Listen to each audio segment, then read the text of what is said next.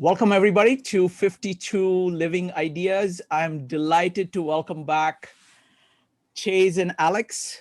They're doing the podcast Switch, and today we're beginning a series on Outwitting the Devil by, sorry about that, Outwitting the Devil by Napoleon Hill. This is one of my favorite books. So I have to tell you the story. Chase, are you going to tell the story of this book, creation of the book? I was planning on doing that a little bit, but I actually want to hear your version of it because I remember the first time you told me it was much more captivating than I think what I can do. No, I was just stunned by it because I'm in publishing, right? So it's so hard to actually write a book that as soon as you get the book written, you want to publish it as soon as possible. And I was stunned by the history of this book. This book was written, I think, 1938. And Napoleon Hill had just, soon after that, he has published Think and Grow Rich. It was immensely popular, and he refused to publish this book, Outwitting the Devil. He did not publish it his entire life. His heirs inherited the book. They also refused to publish it. It's only in 2010 it got published. So I was just captivated by that because what happened was that a friend of mine, Case, was actually presenting on this book at the meetup.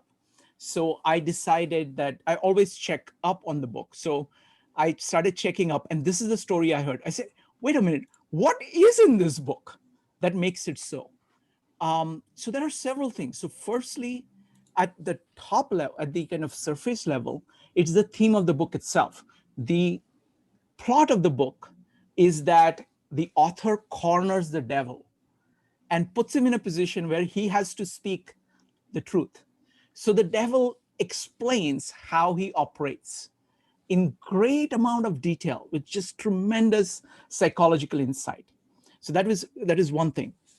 The second thing is that it is a very deep take on how human psychology works, the dark parts of it, and what are the natures. It also has a very deep criticism of all the institutions, like the education, like the family, like the church, like how everything is put together. So it's a very deep critique of how things are, and it shows you what things can be.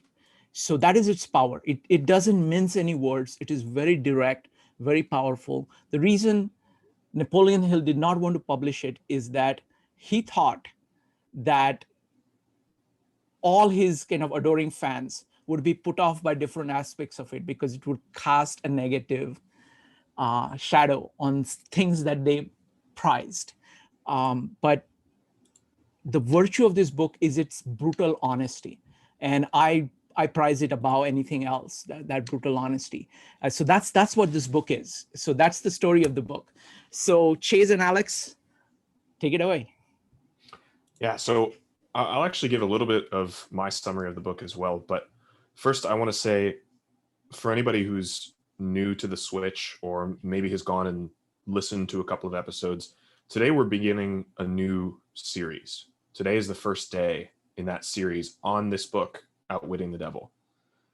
And my hope is that this series will help us all make a switch of a new kind. Instead of simply focusing on introducing new ideas and concepts as we sort of have in the past, we'll be taking some time, deliberate time, to work on something that affects us all to our core.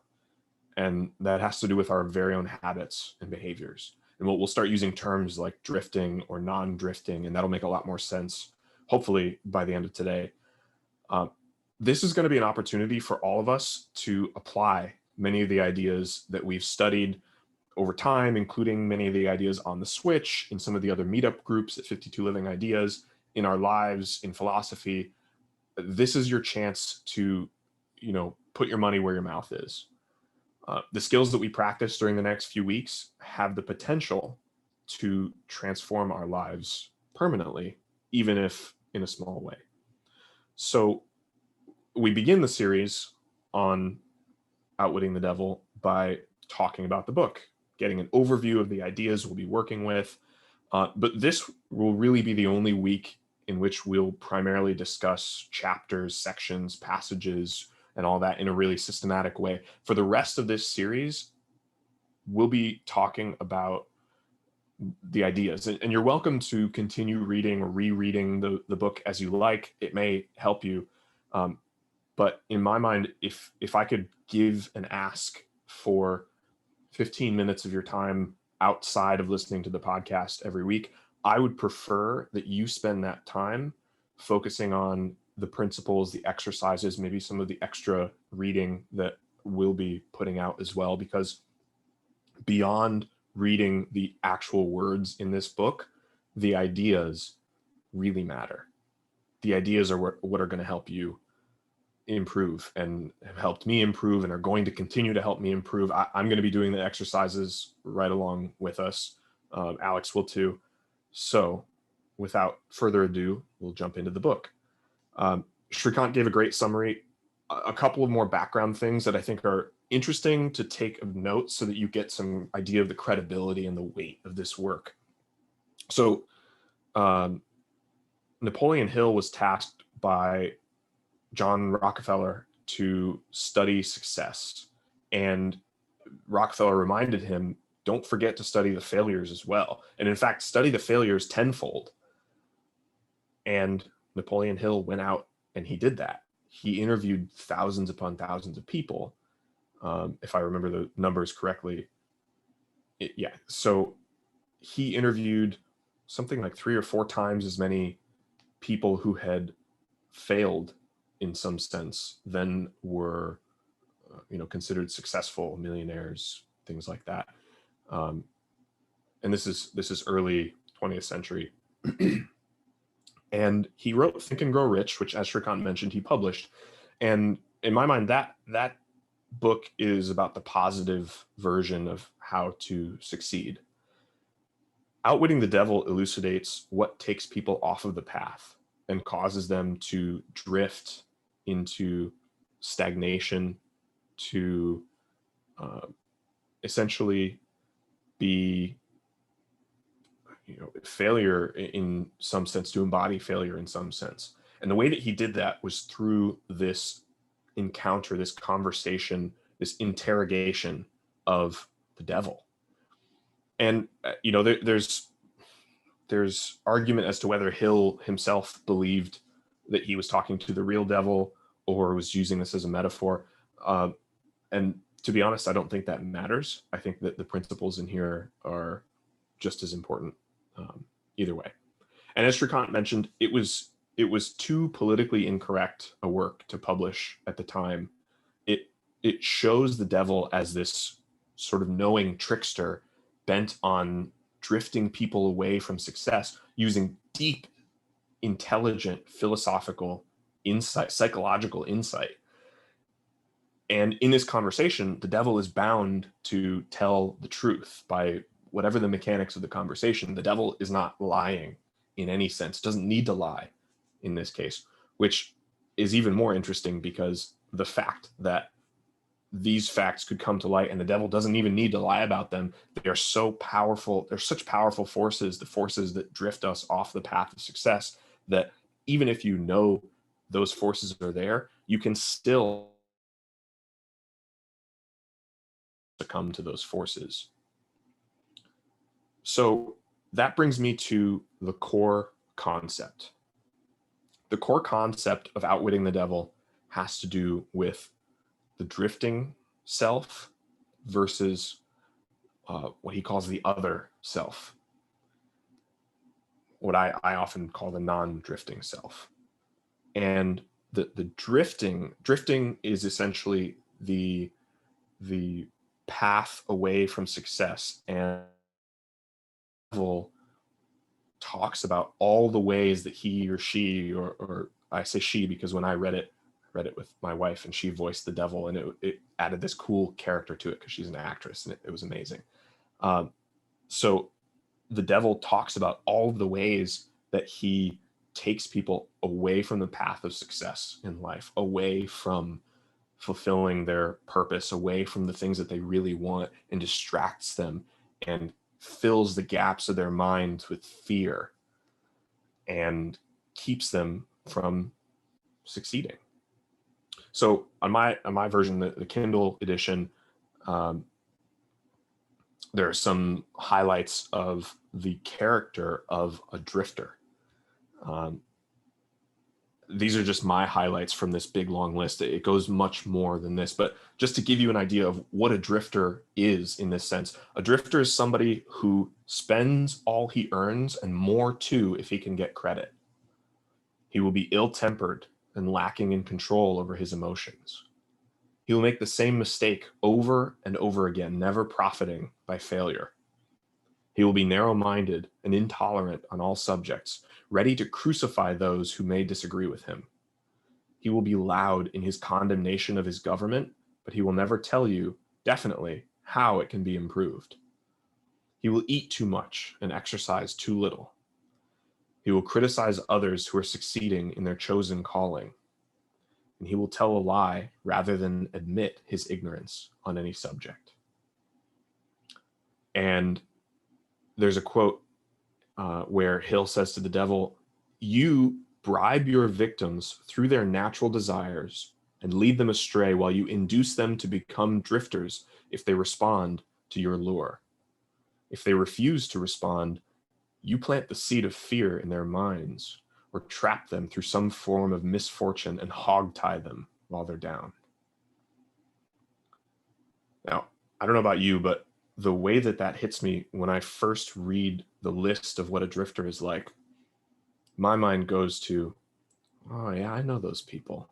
People that criticize their government but don't have a way to fit. Like, I can see drifters out there. That's those people.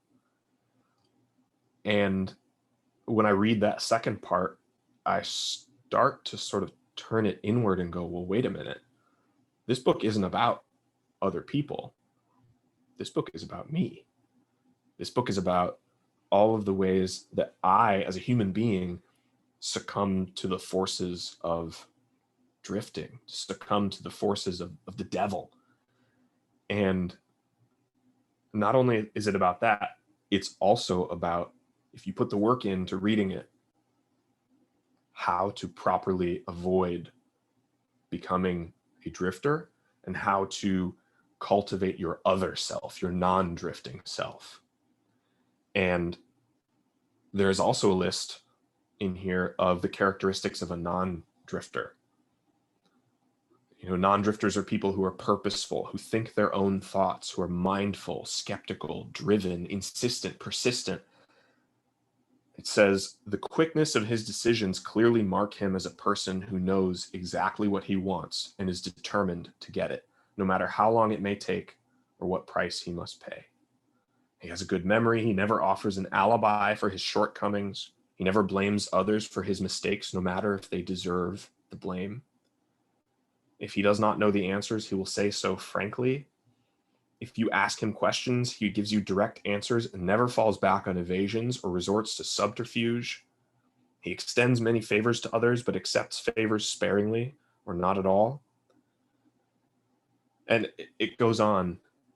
But essentially, a non-drifter has this key piece that we will keep coming back to that I think is best described as definiteness of purpose.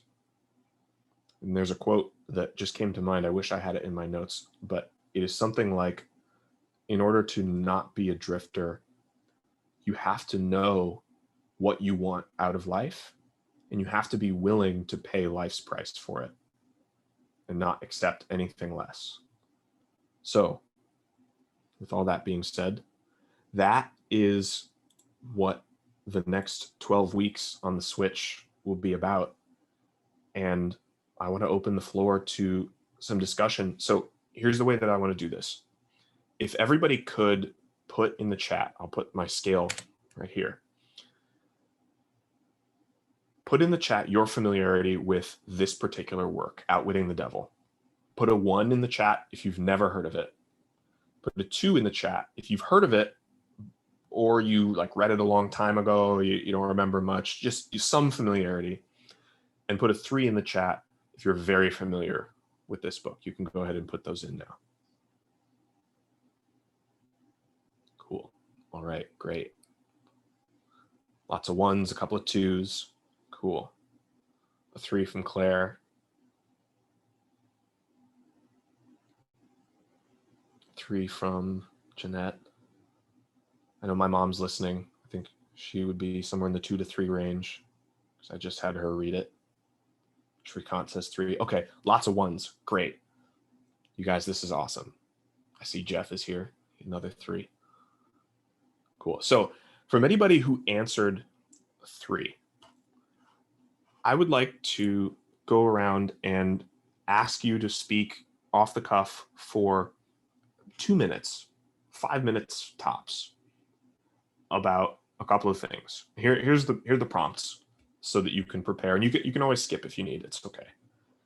First of all, what did you get out of the book? What were the most powerful lessons, themes, topics, ideas? And what impact did they have on you specifically? Because I really want to focus this in on applying these ideas, not just how cool and amazing the ideas are, but like how can we actually transform our lives with these things, because it's so juicy and amazing.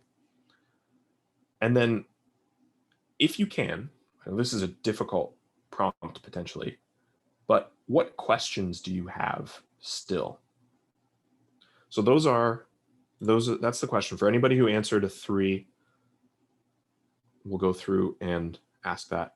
So first of all, Claire, if you are around and willing, you're the first 3 in there, so you're up.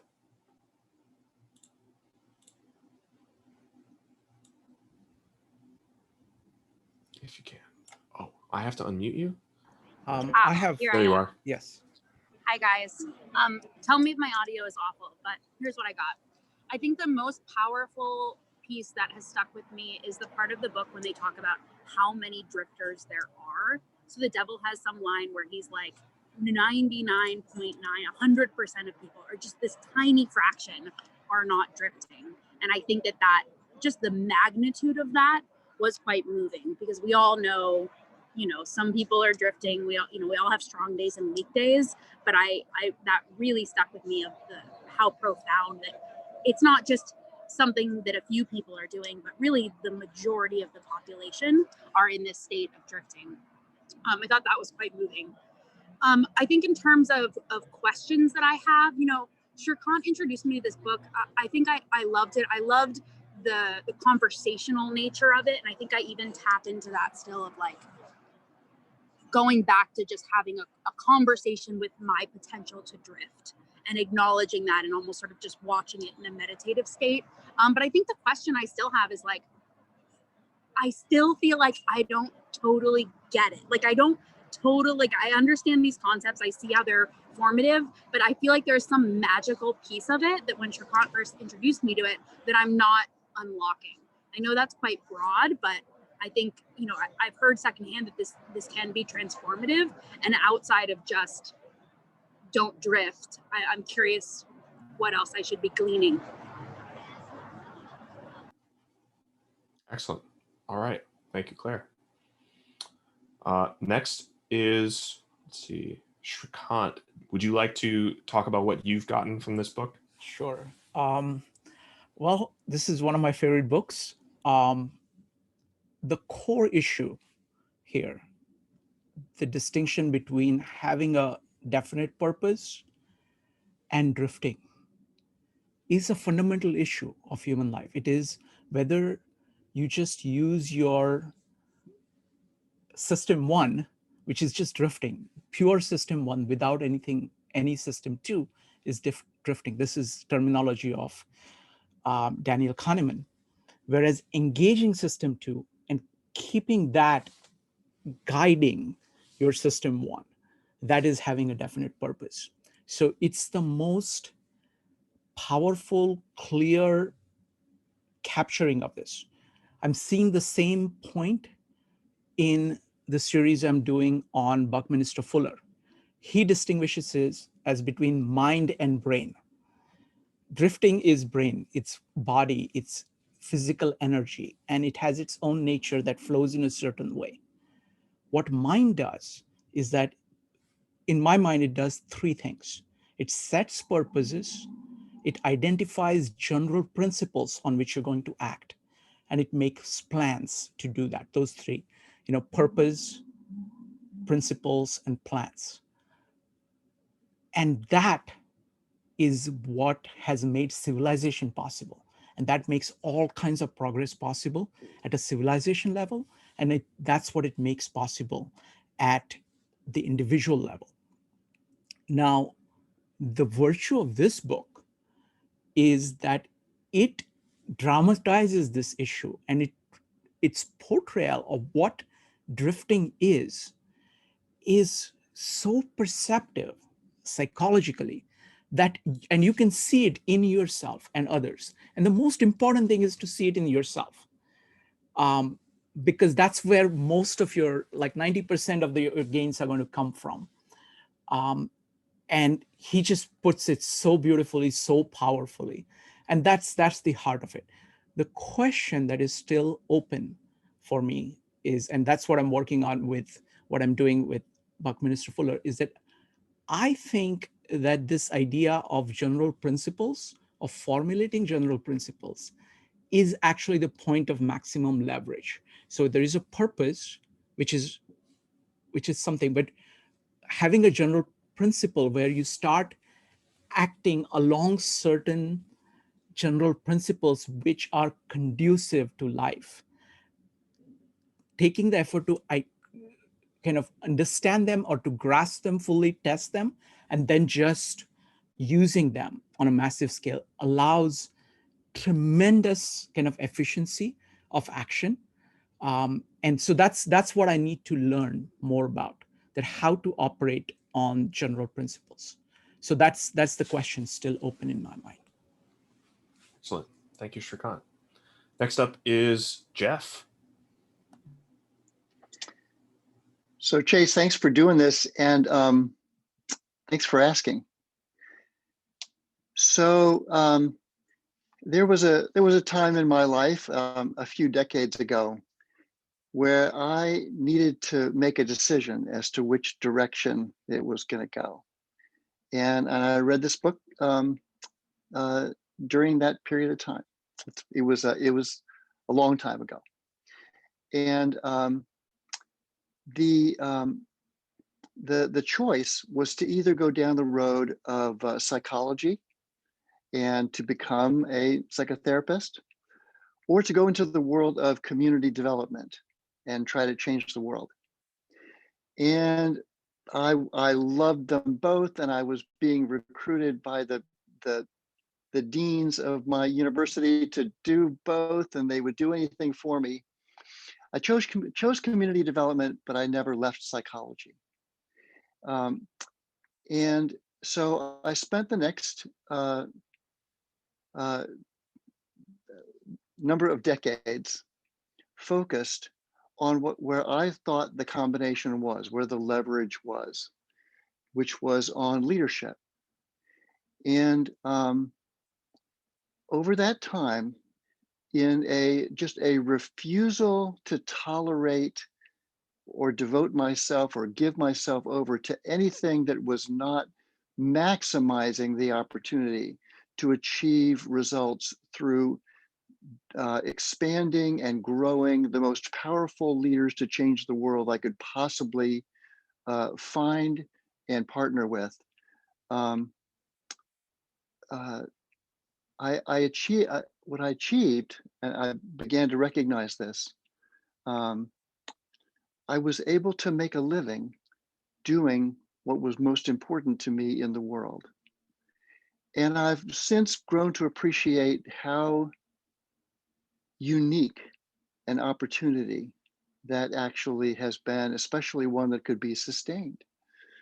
So on the other side of having taken 20,000 people through intensive multi-program leadership experiences and being able to give away $200 million of other people's money in the largest experiment in unrestricted philanthropy in the history of the United States, and being able to generate over $3 billion in financing for community development projects throughout the United States. I find myself right now kind of back in that same place where I don't need to do any of these things. And I'm trying to figure out, what should I do with the rest of my life? Which is the same decision that I put in front of all the people that were always in my leadership programs over the last 40 years, which was, nobody knows how long they have left. You have certain assets that you could apply to achieving whatever you think might be the purpose of your life. What do you aspire to achieve with however much time you have left? And then on any given day or in any period of time, what might be the things that you could do, the best things you could do to leverage those outcomes. And so I'm thrilled that you're doing this, and really look forward to it. Awesome. Thank you, Jeff. Next up is going to be Jeanette, and then Mike E, and then Alex. So Jeanette, have at it. Okay, hi. Awesome. Well, there's many things that jumped out at me while reading this book with Chase, and lots of I want to call it like mic drops, where he would just, you read it off the page and you just felt it just hit the floor, and you just knew the impact of what his words were saying. But I think what struck me hardest was actually at the end, when I realized, and when they kind of talk about how the fact that, and I might spoil this a little bit, that he didn't actually publish it. The fact is he, you know, he had all these thoughts and ideas, and even though, you know, the devil kind of talks throughout the book about, you know, saying, you know, you won't publish this. You know, there's no way you're going to ruin your life by putting this out there. You'll be ridiculed. You'll be criticized. Your life will be ruined. You know, and the fact that he already knew all of these things that he knew after writing this book, and it didn't come out until 2011. And I think, you know, the family must have found it and published it or whatever. I just think that's absolutely incredible. And just amazing at how prevalent all of what he talked about is still prevalent today. So I guess with that, my question would be, you know, how could we truly develop, like, I guess, the type of resilience that it takes to stay a non-drifter even when things get like that? I just think that's just absolutely amazing. Yeah. Yeah, awesome. And excellent question. I think that's a big piece here, is with any work like this that's inspiring, you can feel inspired in the moment. You can feel inspired after you read it, but how do you sustain that?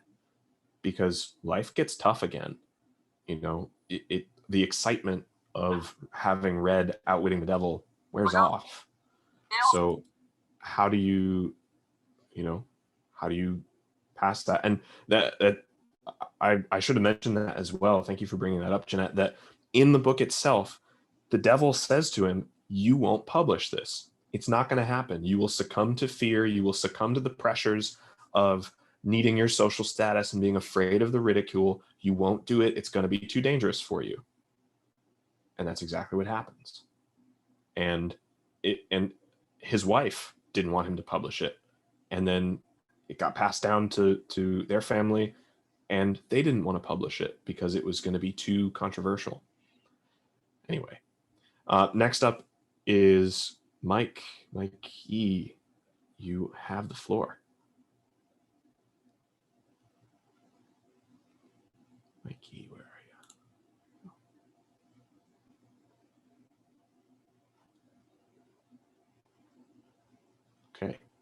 Mike, you Okay, may. it takes a while to find the mute button on this thing. No worries. The unmute button. The book is metaphor. It's Alla, Joseph Campbell, Agmandino, the Devil and Daniel Webster, and even the Bible. I think it's closest to the biblical story of Job, and it's retold in the first person, past pluperfect. Amazing coincidence and similarities.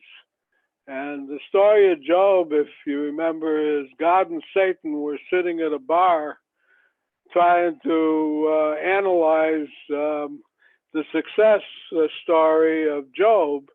Was it due to purpose-driven behavior? Was it just due to serendipity? Or was it due to Job's brilliance and acumen? And they never came to a conclusion, actually, but they tried a number of interventions to see how he would behave if they messed with him a little bit, and they did. Now, in that process, just like a psychologist analyzing some rats in a maze or in a cage, they found some things out about Job's personality, and I don't think they ever like much of the stories and metaphors and Aesop's fables. They never actually got to a conclusion, but the audience learned a lot about the personality of what happens when you try to either sell your soul to the devil or try to outwit the devil directly. And it was an interesting story, and I'm not sure what I learned from it, but I did learn a lot from it. Excellent. All right. Thank you, Mike. And last but not least, Alex. So the biggest thing that when I started to kind of reflect on what I've been reading is none of this is surprising to me. Like every single thing the devil says makes total sense. There's nothing that's quite like a light bulb moment. But how it's divided into kind of a good guy and a bad guy, and the way that it makes these divisions very clear, I think really helped to clarify my ideas about all these things, that although like I knew, these certain of these things would cause me to be something like the drifter in the book, even though I didn't use that word. And I think this book is kind of uniquely useful to me because of that division in good and bad, and the fact that it just resonates with what I already think. It almost plays on my sense of confirmation bias. It helps it resonate more deeply because I already believe those, but it really helps show me the and your things that lead to your demise. And there's a lot. It brings up a lot of questions, but some just like theoretical ones, like can a society function in a world full of non-drifters? Our current society wouldn't exist, I'm sure, but what would that look like? And what does it look like from an outside perspective, learning to be non-drifters?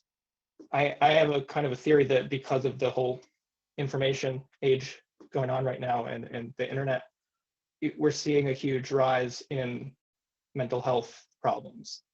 But when I talk to people who have these, I think a huge part of it is them actually working through a lot of these bad things, seeing it in their families and their friends, and starting to separate themselves from these patterns. And that's hard. And a lot of it lends itself to isolation, ostracism, and other negative emotions. So I think the book paints it kind of clear, but I think it's interesting. I'd like to do some analysis to see if this kind of new age is bringing people towards a path of non-drifting, and if it's in the current part of the phase, is manifesting itself in a lot of negative feelings and traits. Yeah, I would love to dive a little deeper. Maybe, maybe we can get a psychologist or someone on who's familiar with the book and more clinical side of psychology, and sort of see the relationships between things like mental illness or mental health issues and some of these principles. Uh, that sounds very interesting. That's a great question, Alex. We'll talk later about how we can potentially elucidate that more. All right. Awesome. Okay, so I have one more thing that I want to go through today, and that's a little bit of a preview of the following 11 weeks. This is going to be a 12-part series in total. And the way that I'm going to do this, I'll share the principles that we're going to be going over, ideally one a week. And I'll talk about the process for how we're going to go through these principles. But as I go through each of these principles, keep a note if you can, if you got something to write on, keep track of which principles stand out to you as either ones that, just capture your attention in some way, whether you know why or not, or that you really don't understand. Like specifically, if you really don't understand what it's talking about, or you're not sure how to fully integrate that idea, just keep note of that. And then at the end, we'll have everybody put in the chat which ones stood out the most to them, and limit yourself to, let's say, 3.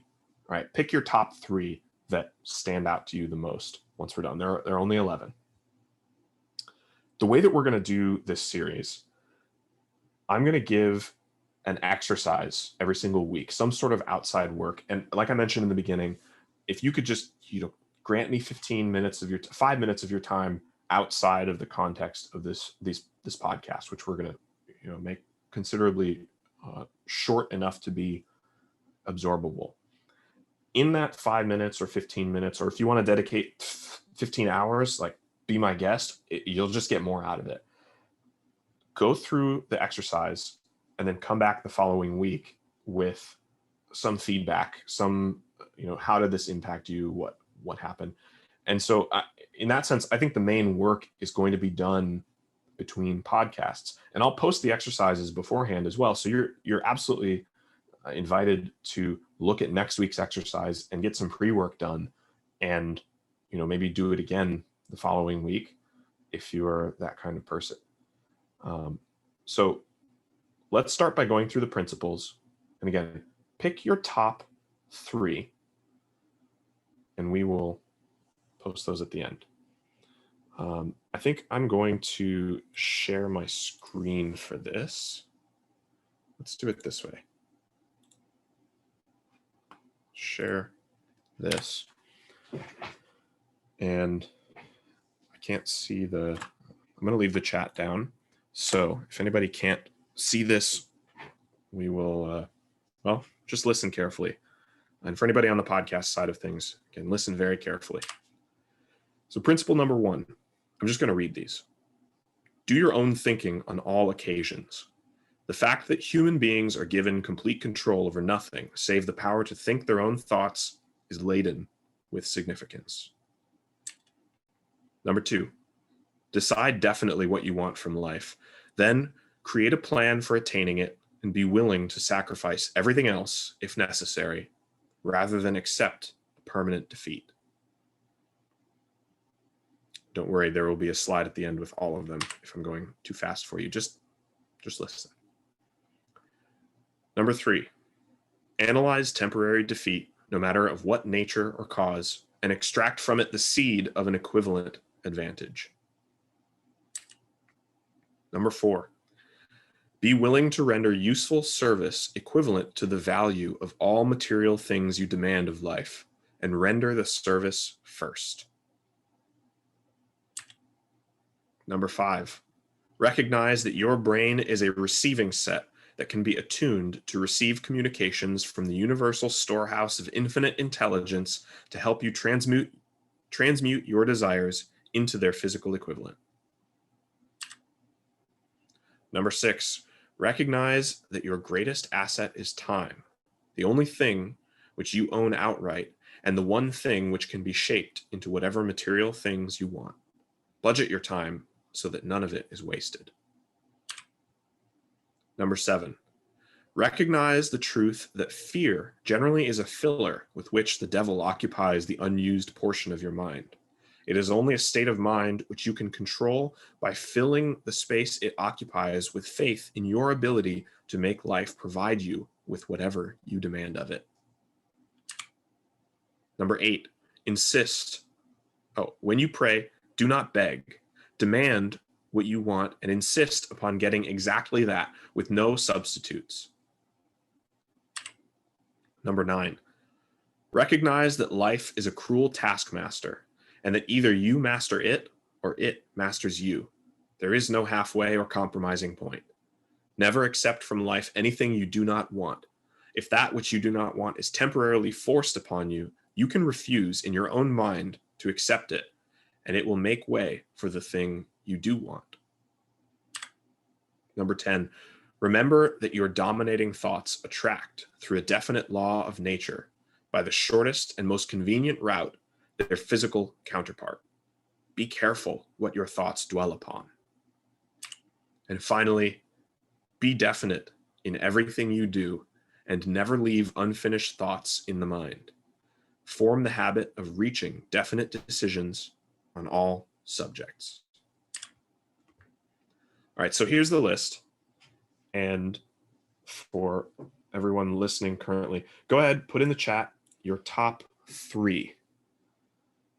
You can just put the numbers, and you can take a second to think about it. Chase, could you repeat all those principles in this short form? Just read out Absolutely. the slide. Number As 1, people are, do your own thinking on all occasions. Number 2, decide definitely what you want from life. Number 3, extract from defeat the seed of equivalent advantage. Number 4, render useful service first. Number 5, utilize your brain to actualize your desires. Number 6, recognize that your greatest asset is time. Number 7, replace fear with faith in your ability to make life provide you with whatever you demand of it. Number 8, insist upon getting exactly what you want with no substitutes. Number 9, recognize that life is a cruel taskmaster and that either you master it or it masters you. Number 10, remember that your dominating thoughts attract their physical counterpart. And finally, number 11, be definite in everything you do. Okay. Okay, folks, keep voting. I'm keeping track. I'm keeping tally of all the votes. Excellent.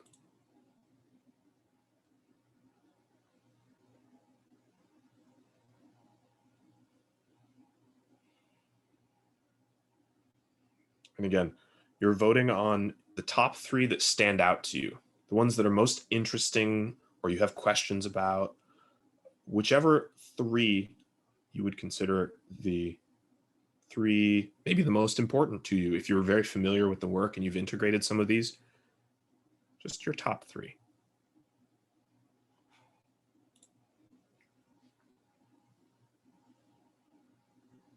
Or top 1, that's good too.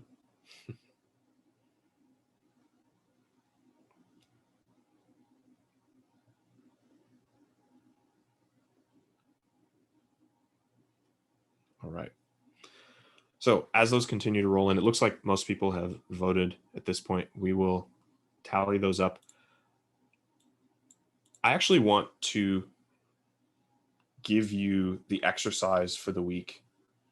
And this is going to require a little bit more work on your part right now. So if you are listening on your phone, pull up your notes app.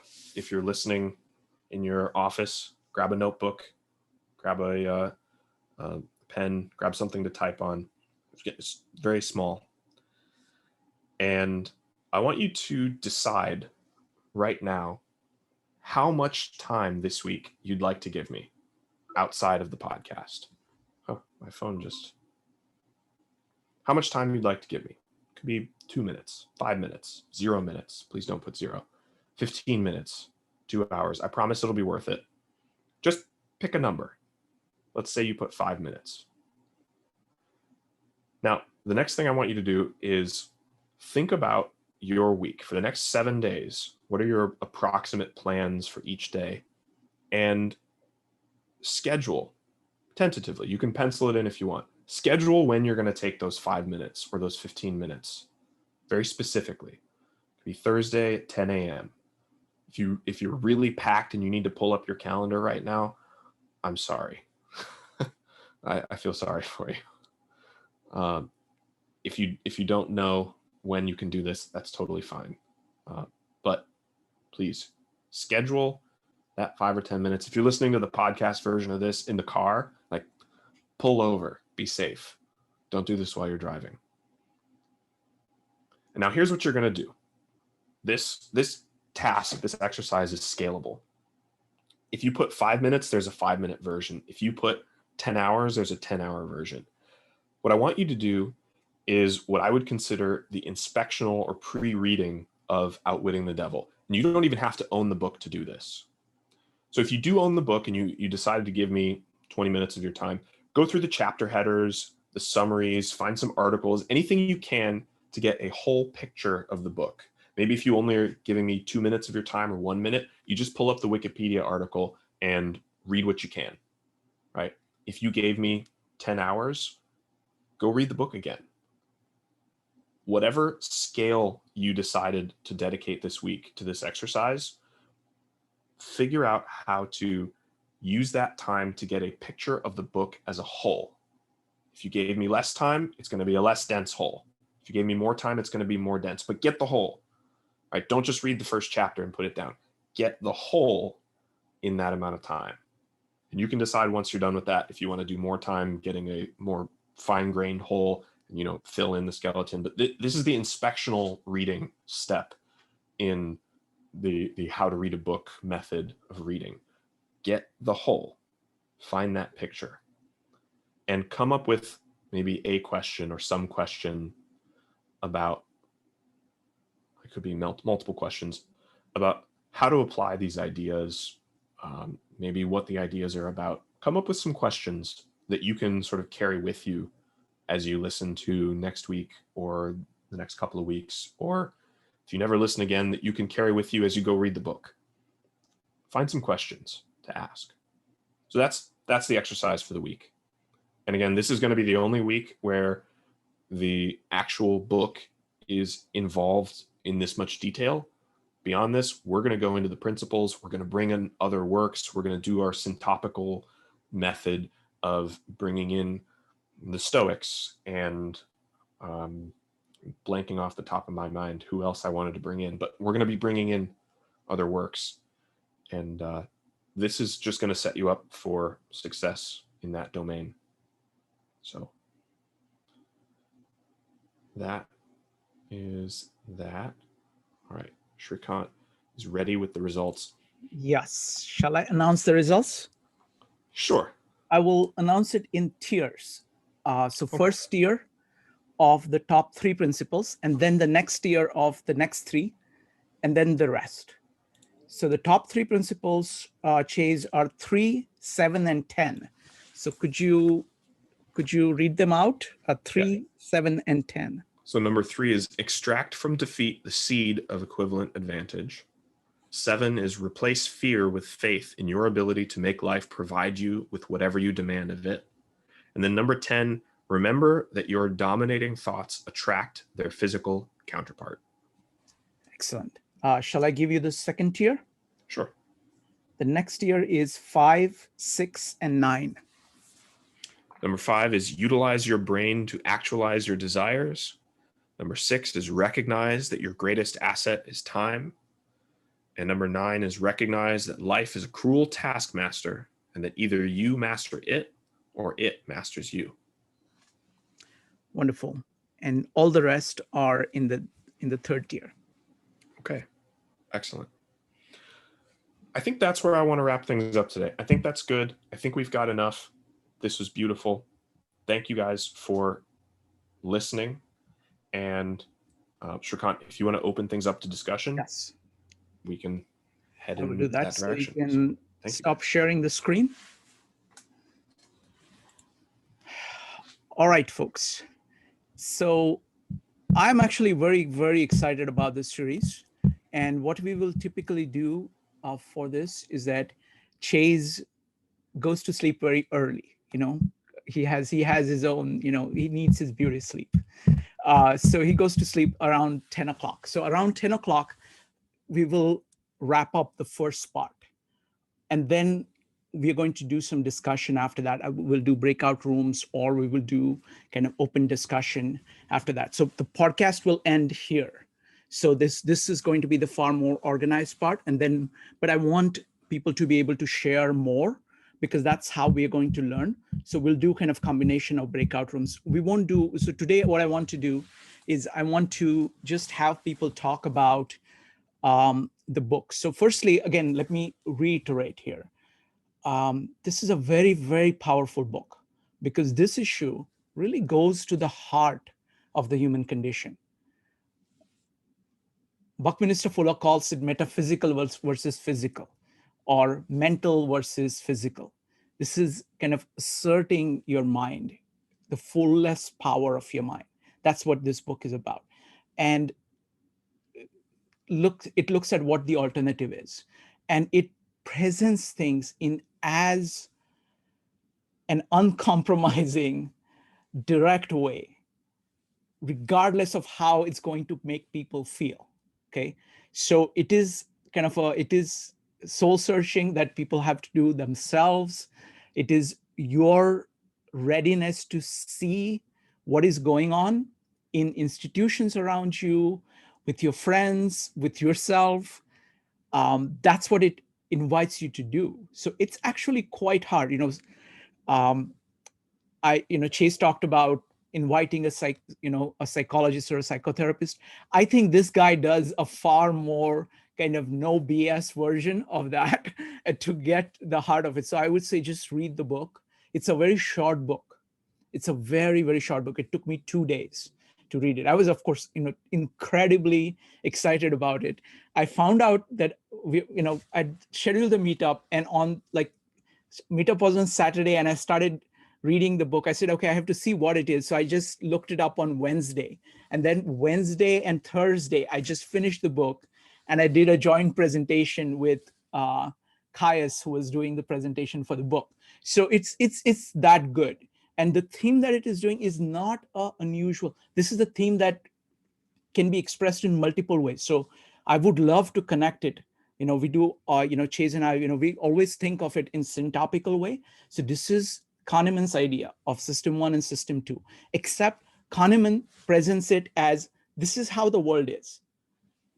So this is what it is. And whereas he is, Napoleon Hill is focused on so what? So what do you do with it? And he does that. So it's a beautiful kind of going back and forth. So I would recommend that. I also want to recommend this particular exercise that Chase is giving, of trying to get an overview of the book. I strongly recommend that you watch our video that I, Chase, John, and Zach did on how to read a book. And you can pick up these principles of scanning, which will be very useful to you. This is a unique opportunity of working on a book together for 12 weeks, looking at every aspect of it, answering every question, seeing how different people approach the book. So it's a unique opportunity. So don't miss it. And it's a very simple book. I mean, the ideas are very simple and very powerful. So I invite you to participate as much as you can. It'll take you all of, I would say maybe 6 hours or 5 hours or 4 hours to read the whole book if you want. Or you can listen to it. I put a link on it. So that's what it is. So I would like to hear from people now about what they think about the book so far. Now we've had people who who are already familiar with the book talk about it. So now this is kind of like takeaway but now this is a takeaway about this project. What do you think about this project? Is this something that you want to do? Would you be reading the book? Would you be doing exercises? Do you plan to join us almost, as many times as you can during the next 12 weeks? So we'll just go around and get different people's take on it. So I'm just going to call people in order in which I see them. So we'll start with Joe, Dave, and Jackie. If you don't want to share, you can just type skip and I'll skip you. Joe, go ahead. I mean, I'm very excited about this. I think that it really is going to provide me with some insights that, you have already shared. I do know a little bit about the book. And one of the interesting things that I would like to maybe just, get into a little bit more is this idea of fear as a negative only, from what I've gathered. Because I do feel like fear is a natural thing that helps us stay alive as well. Mm-hmm. And that it can also be a healthy emotion as well. So I think that would be an interesting exploration in addition to some of the things that we've already discussed, because fear is a survival mechanism. I've also thought about one of the principles. I believe that I think I was the only person that put down number 4 as one of the guiding principles that I use for the way I live my life, is that the idea of, giving before you're receiving.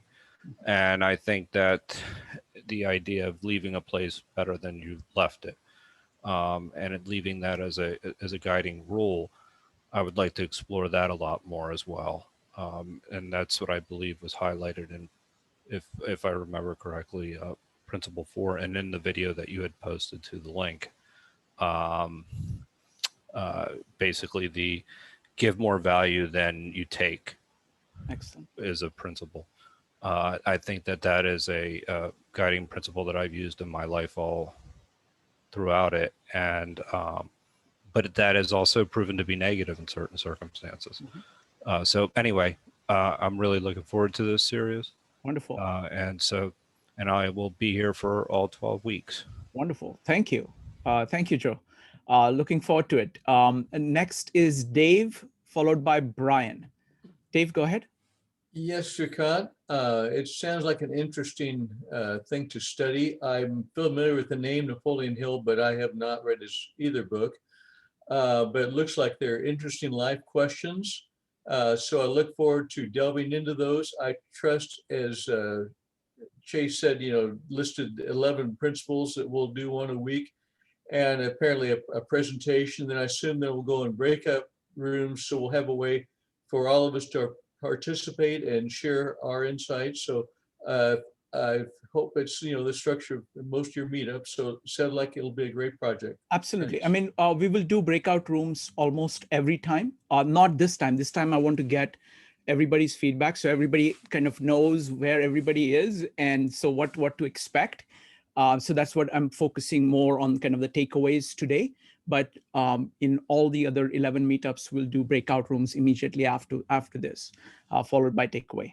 Wonderful. Next up is Brian, Victor, and Donna. Brian, go ahead. Yeah, okay. I read Napoleon Hill's other book a long time ago and was quite impressed with that. On this one, I've never read it. I didn't even know about it before, but I'm very, very excited about the project, and I will definitely be here for 12 weeks. Wonderful, wonderful. It's already, there are 3 great people who are going to be here, so that's great. Next up is Victor, Marisa, and Chris. Victor, go ahead. Hey, well, thanks for having me in this meetup, and it's a surprise, actually. I did not read the book, but I did read the Think and Grow Rich, and which was amazing. I did have that kind of introduction to Napoleon Hill, but not this book. But I'm very excited to read it, and I just ordered it on Amazon. Excellent. So hopefully I can complete it by next week. And yeah, I'm excited to be here, and I'll be here for all 12 weeks. Fantastic, fantastic. Marisa, you're next, followed by Chris and Jyoti. I was actually on the website looking up different events when I saw this one this afternoon, and the title caught my eye, and I'm like, are they really discussing the devil? This I need to see. And I went on, and it was like maybe 4 o'clock today, and I was like, oh, this is not what I thought. This is fascinating. So I went and I bought the book, and I read first couple pages, and I was like, I'm gonna join this. So I'm here, and I do intend to read the book. I have not yet done so, but I am fascinated by the concept of our own psyche being our devil, as it were. That's the premise, I think, is what they're trying to say. And I really do like the concept of the way it's broken out, it seems. And I kind of like flicked through it, and I looked at the homework that he just gave us now. I thought that was to be done before. So I took a little time today and did that before we arrived. And I like the concept of he's interviewing, and basically you're interviewing yourself. And I think that's so interesting because I don't think most of us spend enough time listening to ourselves. So I really do like that we're going to spend these next several weeks kind of training our mind to kind of ask ourselves some tough questions and then force ourselves to listen for the answer. So I hope to be here with you guys for the whole ride. Oh, wonderful, Maritza. That was amazing. That was beautiful. Great. Next up is Jyoti, Chris, and Stephen. Jyoti, go ahead. Yeah, hi. I was going to skip it, but I think all my answers are going to Joe for some reason. They're not going on the chat box. But Oh. anyway, now that you called upon me, I will speak. Go ahead. Some of the principles I have been utilizing all my life. I don't eat too much, I exercise, and I do the right things. So but there are certain drifters in my life, and I'm willing to confront them. So I like the book. I mean, I haven't read the book, but whatever Chase had said, I do agree with some of those principles. But my commitment for 12 weeks is not going to be there. I'm going to be very honest with you. But I will, filter in and out. So that's all I can say at this point. Wonderful. Now that Chase is not here, let me talk behind his back. One of the things I like about Chase and Jeanette is that they read books together. So they actually read this book together and kind of, read it out to each other and kind of went through it, and they formed their own exercises. And so when I actually started this 52 Living Ideas meetups, so the first thing I did was to talk to Chase and say, Chase and Jeanette, you need to now do this. You've been telling me about how you went through this entire book. So he, and I'm sure Alex is going to get to that level very soon, but Chase really knows this stuff, and his style is very systematic, and he's able to summarize things. So even for people who have not had chance to read anything, he will be able to kind of put things together in a very crisp and clear way and lead the discussion. So I think this is going to be very interesting. And even if you end up missing one of them, he's basically saying that the author is just saying one thing. So it's the same thing is being said from multiple angles. So even if you miss a meetup, that's not a big deal at all. You can just, come up, and of course you can watch the video as well. All right, so next up is Chris, Stephen, and David. Chris, go ahead. Hi. I'm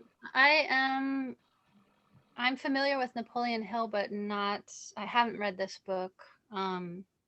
It sounds similar to other concepts or things I've studied, but it made me think of C.S. Lewis, Screwtape Letters. I was curious if it was anything like that. That's a really good book as well. I was fascinated also by the person who mentioned Job and the story of Job. Mm-hmm. I never interpreted it that way. That was an interesting take.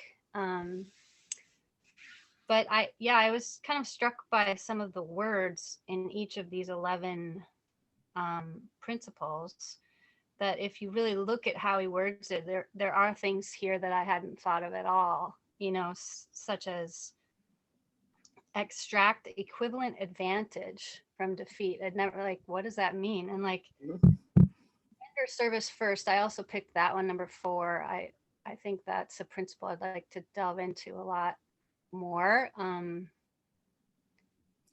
And just some of these other ways he writes makes me think that there's a lot here that I hadn't thought of. So I'm looking forward to the series.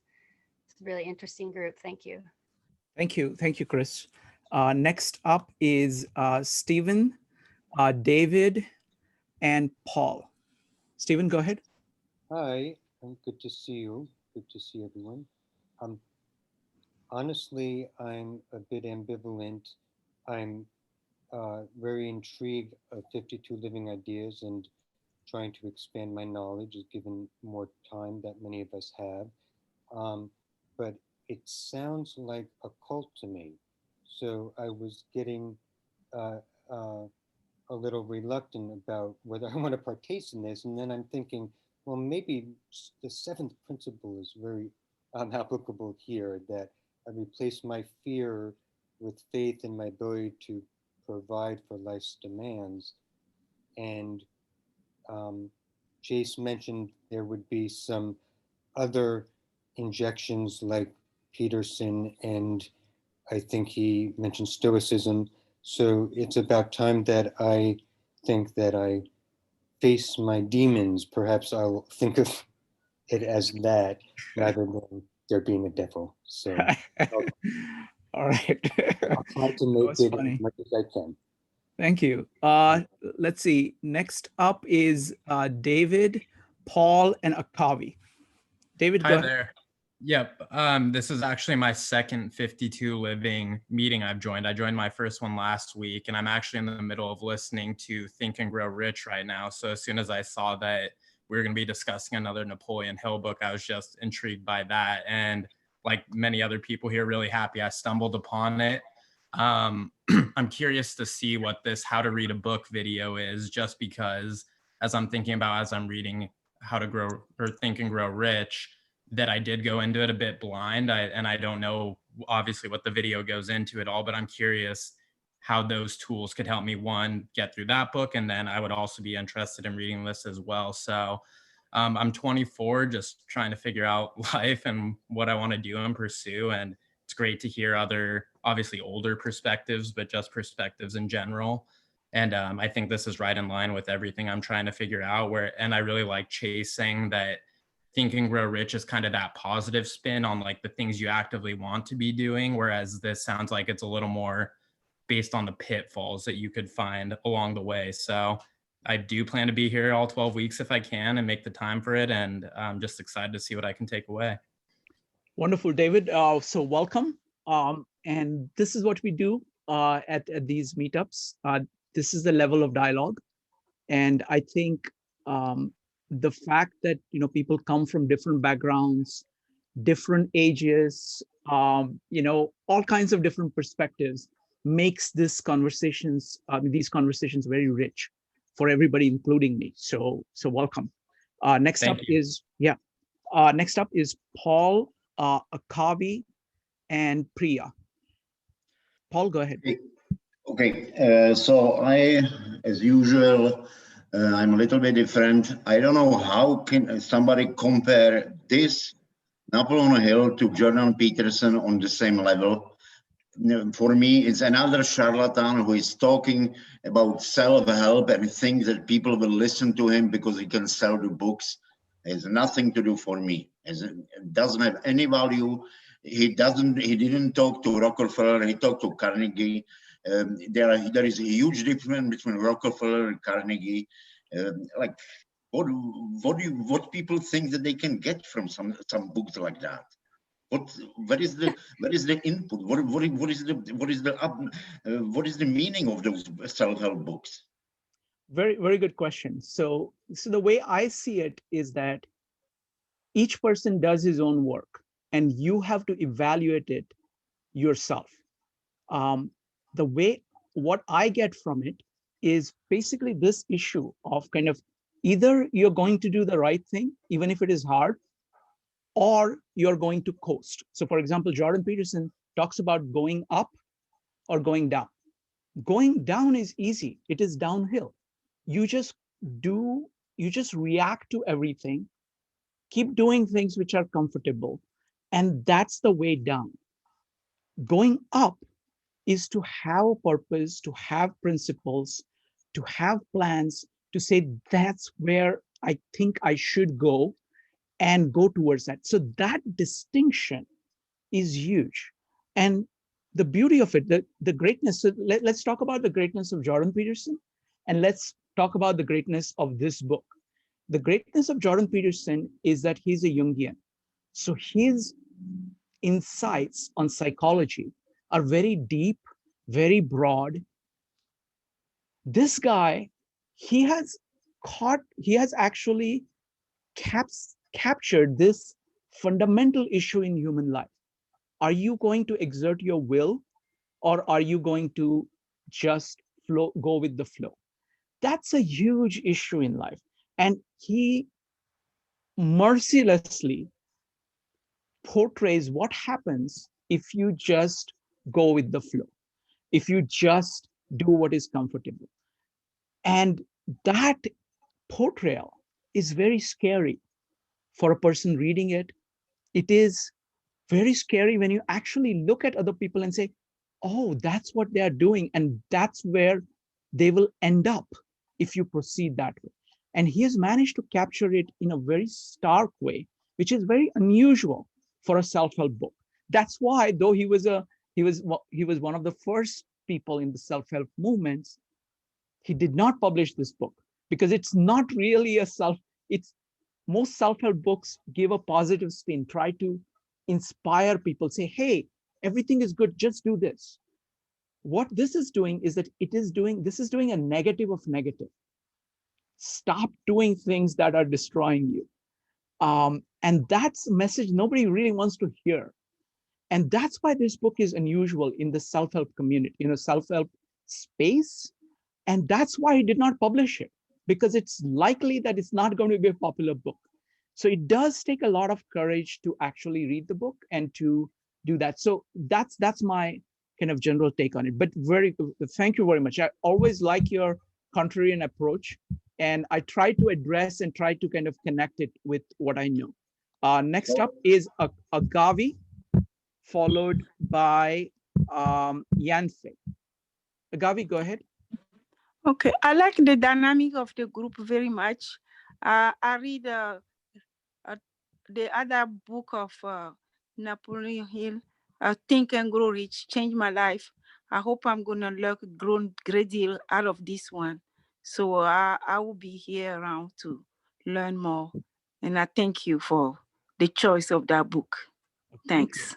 Thank you, Agavi. Next up is Yanfei, Priya, and Mary.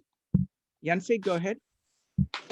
So I'm not familiar with Napoleon Hill or this book, but everything that I've heard so far has made me very intrigued, especially your explanation just now as to why the book was so controversial, because I find that actually I act best from fear. So a self-help guru who can sort of light a fire under my butt, I think would be pretty effective for me. And also I just wanted to say briefly that I see a lot of similarities with Jordan Peterson, whose book 12 Rules for Life literally pulled me out of a funk. And part of that is because of their willingness to, as you said, mercilessly confront the starkness of reality. And I find that to be extremely refreshing and also very helpful. So I'm excited. Yeah, excellent. That's a great point. I mean, actually, when we covered this book in our in-person meetup in New York, we paired it with one of Jordan Peterson's rules. I don't remember which one, but it is the same kind of, it's kind of going up versus going down, and what is easy and what is hard, and what are the issues involved in that. So, and what we try to do is that we do things syntopically.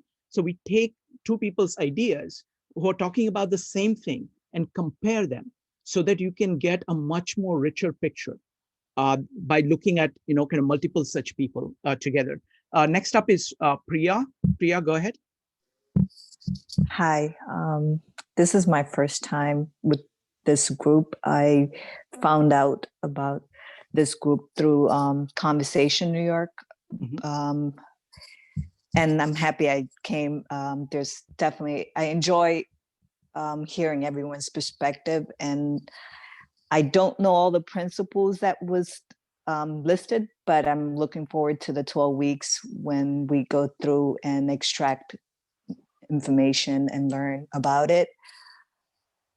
I feel for myself, I know I'm very much guilty of being a drifter. So the idea of some of the things that everyone spoke about, analyzing yourself and interviewing, these are things that like resonates with me. And even concepts and perspectives that are very foreign to me, I just love hearing them. And it kind of, it's like food to your soul and your mind. Thank you. Thank you. Really appreciate that. Thanks. Next up is Mary, Laura, and Jairo. Mary, go ahead. Hi. I really like the book. It sounds very uplifting. I'm especially interested in the second point about figure out what you want in life. I think that's one of the hardest things to do. I appreciate what the one man said earlier about the about it sounding like a cult, a little bit like a cult. I don't think it does, but there was one slide or one principle that reminded me of the law of attraction, about the physical manifestations being a reflection of your thoughts.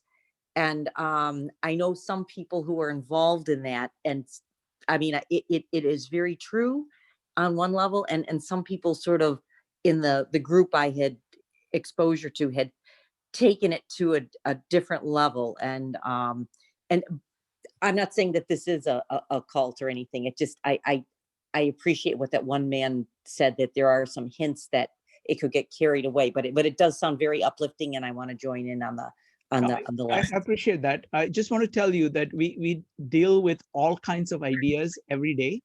So today we are dealing with this. Tomorrow we are talking about meditation. Day after tomorrow we're talking about systems theory. On Thursday we're talking about Jordan Peterson. On Friday we are talking about self-improvement with with Nietzsche and Aesop's fables. And on Saturdays we do sometimes Stoicism, sometimes other philosophy. So we're covering a lot of things, and which is very much not about a particular kind of kowtowing to any particular idea. So just wanted to let you know, because you're new, I have to say this.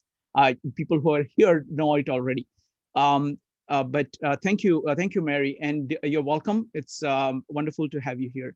Next up is Laura, Jairo, Mike, and Jeff. Laura, go ahead. Well, I think it's really exciting. Definitely be here for the next 12 weeks. I did find that it's on Audible, so if you want to have somebody read it to you, you can do that. I'm going to do it because I'm slow at reading and I want to be able to get through this book quickly. It sounds fascinating. I know I can use it. Definitely help me. So thank you once again. You're always doing something to add to. I started flipping back already to Stoicism and some of the other things we're thinking about. So I'm already clogging my head up, but it'll all come out in the end, I'm sure. Wonderful. Thank you again. Thank you, Laura. You're our leader. What can I say? Next up is Mike, followed by Jeff. Jairo, Mike, and Jeff. Jairo, go ahead. Yes, this is fascinating. The title reminds me of a book and a work by Sultrim Alion called Feeding Your Demon. Jairo, can you speak into the mic more? I can barely hear you. Oh, here it is. I keep misplacing it. The book Feeding the Demons is kind of like this, like the title Outwitting the Devil. It gives me the impression that the devil is whatever we fear, or something that that is seems to be smarter than us, that always keeps us down, and feeding your demon is kind of like that, except Okay, the concept of devil here is different. So I would recommend that, you know, you yeah, I take the understand that yeah. that it could mean like Carl Jung's shadows, right? No. The No? better thing to do is, because Hiro, we are going to actually go through this. This man is presenting a concept, right? He's presenting a concept of devil. Instead of saying, what could this possibly mean? Is it like this? Is it like that? Let's go ahead and study it in great amount of detail. So attention remains focused on this particular context, because there are many concepts of devil, which mean quite a range of things. So so I would you know, request that you focus. Let's focus on what he's trying to say, so we can get the most from it without getting distracted. Does that make sense? Okay. Thanks, Hiro. Thank you. Next up is Mike, followed by Jeff. Mike? Okay. What I got out of this, I guess, is takeaways. In many respects, it doesn't matter what principles you have, as long as you have principles that and run by it. The next evolution of principles for each project or enterprise that I might undertake, you also need to evolve those principles into a mission statement and for the project. Now, that's another set of science which is talked about in that paper, in that short story. I also agree with the gentleman who said that both Rockefeller and Carnegie were charlatans, and they were charlatans until they weren't, and the environment forced them to, maybe both of them, be how would you say, charitable people who made an impression on the world. And you can learn from charlatans from what they did while they were charlatans and what they did when they weren't charlatans. Got it, Mike. Let's not go too far into that part. Let's focus on the book, but that's a good point. Thank you. Next up is Jeff. Jeff, go ahead. Sure. So I want to be really clear with anybody who imagines that these conversations might be anything like a cult. If anything, wonderfully enough, this is an anti-cult. These are free conversations about subjects and are looking for honest input. One of the things that I gained from this book, and a reason I'm looking forward to exploring it again, is in the same way that The Road Less Traveled by Scott Peck presented, it's a combination of freedom and responsibility. It is, you can do whatever you want to do with your life. It's up to you. It's your life. And you're responsible for whatever you want to do with your life. Not necessarily that everything will always work out the way you want it to. In fact, most of the time it won't. You know, you'll be surprised and you'll deal with it, but you're responsible for how you deal with it. And in that sense, it really is a living book. It really continue. You know, it's relevant every day, and it certainly is as relevant in these fast-changing, challenging times as it's ever been. So I'm looking forward to it, and I'm glad to be joining in. Excellent, Jeff. All right, let's see. So we've gone around. So this is very exciting. So I'm looking forward to revisiting the book, and I think Chase and Alex are very able to do a fantastic job of presenting the core, and then we will do kind of breakout rooms after that. So looking forward to sharing all these thoughts with you. See you next time. Bye. Bye. Thank you. Bye.